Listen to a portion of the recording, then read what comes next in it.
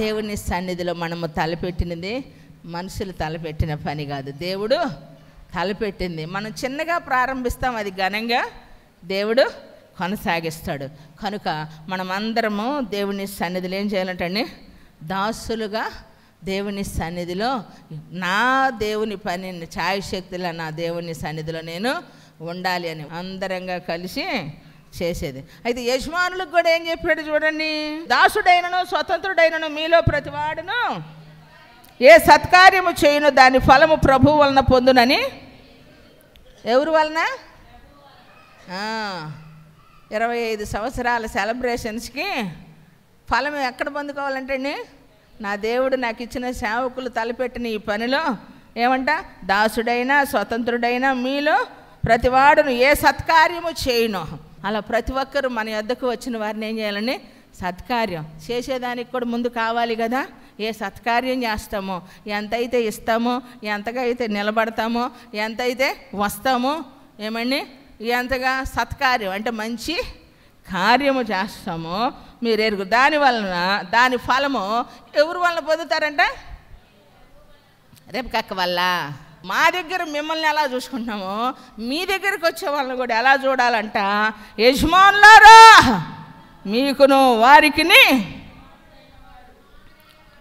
యజమానుడైన వాడు పరలోకమందున్నాడనియు ఆయనకు పక్షపాతము లేదనియు ఎరిగిన వారై బెదిరించటం అని ఆ ప్రకారమే వారి ఏడల ప్రవర్తించడం. ఎందుకమ్మా ఏం చేయాలంటే, దివ్య మనుషులారా మీ హృదయంలో పరిశుద్ధపరుచుకోండి.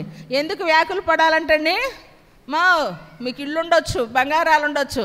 నా బంగారాలు మీరు ఇప్పుడు స్థిరపడ్డారు. ఒకప్పుడు 1-2 పనులు వచ్చిన వాళ్ళే ఇప్పుడు ఎన్ని రకాల పనులు వచ్చిన వారు, ఎన్ని పనులు అయితే ఉన్నాయో అన్ని పనులు వచ్చిన వారు ఒక ఐటీ కంపెనీలోనే లేరు. కానీ ఏంది అన్ని రంగాల్లో ఆదరణకర్త ఫ్యామిలీలు ఉన్నాయి. కొట్టు చాపట్లు.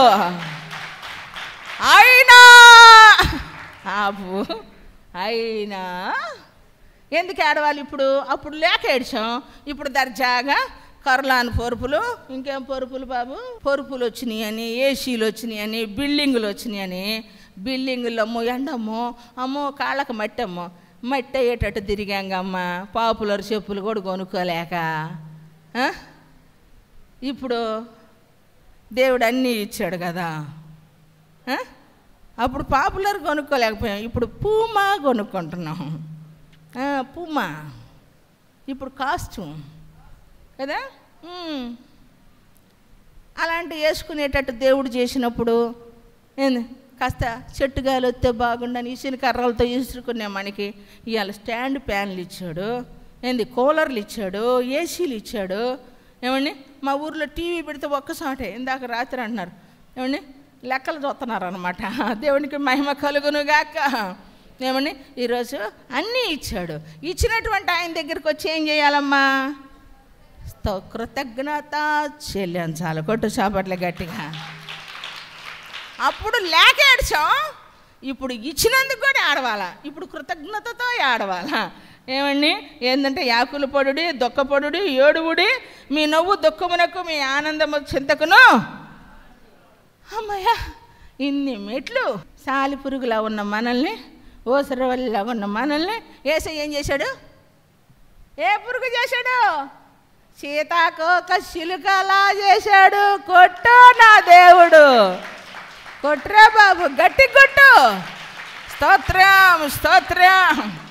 ఎట్లా చేశాడండి? సీతాకోక చిలుకలా చేశాడు, రాన్ చిలుకలాగా. అప్పుడు ఏం చేయాలంటే యేసయ్య పలుకులు మాట్లాడుతూ, యేసయ్య పాటలు పాడుకుంటూ, యేసయ్య బిడ్డలకి ఏం చేయాలండి? పరిచర్య ఎలా చేయాలి? ప్రభువుకు చేసినట్టుగా చెయ్యాలా. దేవునికి మహిమ కలుగునుగాక. గట్టి చెప్పు. ప్రభు దృష్టికి మిమ్మల్ని మీరు ఎవరి దృష్టికి? ప్రభు దృష్టికి. ఎందుకంటే ఎందుకు ఏడవాలి, ఎందుకు దుఃఖంగా మార్చుకోవాలి ఆనందాన్ని చింతకి, ఆనందాన్ని ఏడుపు దుఃఖంగా, ఆనందాన్ని చింతకి ఎందుకు మార్చుకోవాలి ప్రియులరా? ఈ లోకపు యొక్క నటన గతించబోతా ఉంది. కొట్టు చాపట్లే గట్టిగా. రియల్ ఒకటి చూడబోతున్నాం. శాశ్వతమైన దేవుని కృపను మనం అనుభవించాలి. ప్రభు దృష్టికి మిమ్మల్ని మీరు తగ్గించుకునండి, అప్పుడు ఆయన మిమ్మల్ని మరి ఈ మెట్టెక్కు ఏమండి, ఈ కొండ మనం ఎక్కితే ఎక్కలేనంత ఎత్తైన కొండ అన్నాడు దావీదు. ఈ కొండ ఎక్కాల మనం. ఏ కొండ? విశ్వాసపు కొండ, ప్రార్థన కొండ, సహనం అనే కొండ, నమ్మకం అనే కొండ, పరిచర్య అనే కొండ. ఆ కొండ ఎక్కాల. ఈ లోకంలో ఉండవాళ్ళు మనకు కొండలు అనుకుంటే నేను కూడా కొండే అనుకున్నా. దేవుని సన్నిధిలో చూడండి ప్రియులారా, అర్థం కానప్పుడు వ్యర్థమైన ఈనాళ్ళు వస్తాయి ప్రియులారా. కానీ యేసయ్య ఎక్కటం మొదలుపెట్టాక దిగేదానికి రాజీ పళ్ళ. కొట్టు చపర్లు గట్టి కొట్టు, రాజీ పళ్ళ. మరి రాజీ పడకూడదు ఎక్కడ. కాబట్టి ఒకే ఒక కొండ యేసయ్య మన కొండ అండ. కాబట్టి ఆ కొండ ఎక్కితే అప్పుడు దేవుడు మనల్ని ఏం చేస్తాడు? హెచ్చిస్తాడు. వినివారి వినికిడిలో ఆశీర్వదించబడును గాక చెప్పబడిన నా దేవుని మాటలు.